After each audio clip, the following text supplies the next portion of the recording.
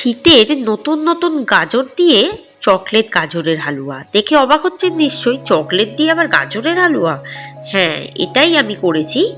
কিভাবে করেছি সেটা দেখাবো, দেখে নিন রেসিপিটি। বাচ্চাদের বড়দের ভীষণ ভালো লাগবে রেসিপিটি, বিশেষ করে ভীষণ ভালো লাগে এটি শীতকালে খেতে, বেশ টেস্টি টেস্টি হয়। তাহলে দেখে নিন রেসিপিটি। নমস্কার বন্ধুরা, মাই সিম্পল লাইফস্টাইল ব্লগে স্বাগত জানাই। কড়া গরম করে দিয়ে দেবো 1 টেবিল চামচ ঘি। ঘিটাকে একটু মেল্ট করে দেবো। আঁচটাকে এই সময় মিডিয়ামে রাখবো।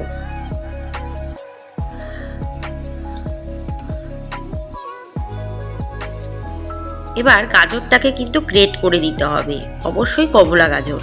আমি এখানে 3টে গাজর নিয়েছি, বেশ ভালোভাবে গ্রেট করে দিয়েছি। সেটা কিন্তু ঘিয়ে একটু ভেজে নেব, তাহলে গাজরের যে কাঁচা একটা স্মেল থাকে সেটা কিন্তু চলে যাবে ভাজতে ভাজতে। আর ঘিয়ে ভাজলে তার স্বাদটাও বাড়বে।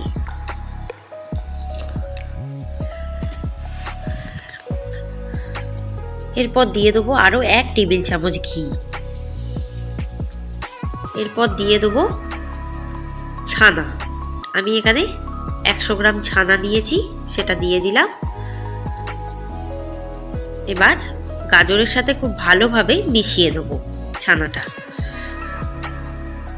আর আঁচটাকে একটু মিডিয়ামে রাখবো। এরপর দিয়ে দেবো 1 কাপ দুধ। আমি ডাবল টোন মিল্ক ইউজ করছি। গাজরের হালুয়াতে এই মিল্কটা ইউজ করলে আমুলের ভীষণ ভালো খেতে হয়। দিয়ে দেবো 1 কাপ ব্রাউন সুগার আর কয়েকটি কাজু দিয়ে ভালোভাবে মিশিয়ে দেবো। এরপর আঁচটাকে একদম লোতে করে দেবো। তাহলে কি হবে, গাজরটা কিন্তু সহজেই সিদ্ধ হয়ে যাবে। আরও 1/2 কাপ ব্রাউন সুগার দিলাম।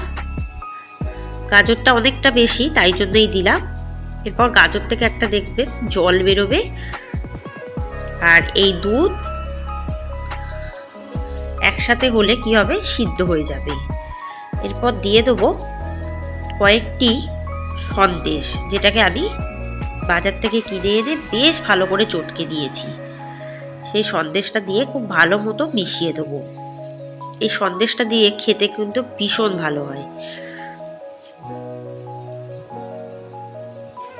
বাজার থেকে অবশ্যই কিনে আনবেন ছানার সন্দেশ। আর একটু লো সুগার ওলা, যেহেতু সুগারটা দিচ্ছি আমি, তাই আর সুগারের প্রয়োজন নেই। আর দিয়ে দেবো 1 টেবিল চামচ ঘি, দিয়ে আরও ভালোভাবে মেশাতে থাকবো। দেখুন বেশ ঘন ঘন হয়ে যাচ্ছে। এরপর দিয়ে দেবো ডার্ক চকলেট। আমুলের ডার্ক চকলেটটা ইউজ করছি পরিমাণ মতো। আপনারা গাজরের পরিমাণ বুঝে চকলেটটা ইউজ করবেন। এই রেসিপিটি ভীষণ ভালো লাগবে, মনেই হবে না যে গাজরের হালুয়া খাচ্ছি। যারা গাজর খেতে পছন্দ করেন না তারাও খাবেন চেটে পুটে। দেখুন কালারটা বেশ চেঞ্জ হয়ে গেছে, আর বেশ মাখা মাখা ব্যাপারটা চলে এসেছে। তাও আমাকে একটু আঁচটাকে কম রেখে এভাবেই এখনো নেড়ে নেড়ে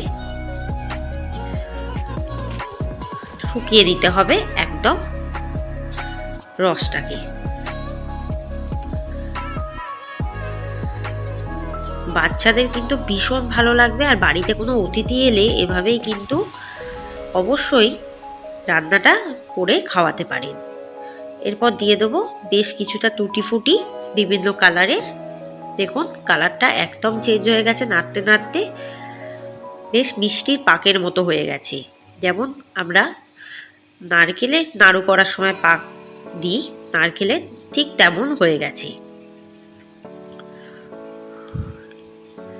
এরপর দেখুন কেমন কালারটা চেঞ্জ হয়ে যাচ্ছে, আস্তে আস্তে ডার্ক হয়ে যাচ্ছে চকলেটের কালার। এরপর দিয়ে দেবো বাটার 1 টেবিল চামচ।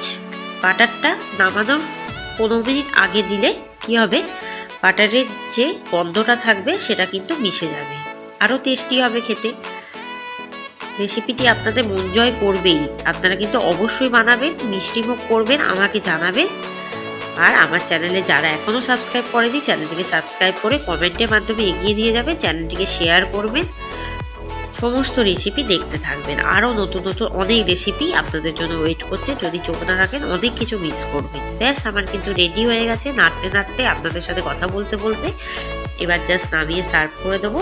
রেসিপিটি ভালো লাগবেই, কথা দিলাম। আমার কথা বিশ্বাস না করে বানিয়ে দেখুন আর খান, খাওয়ান।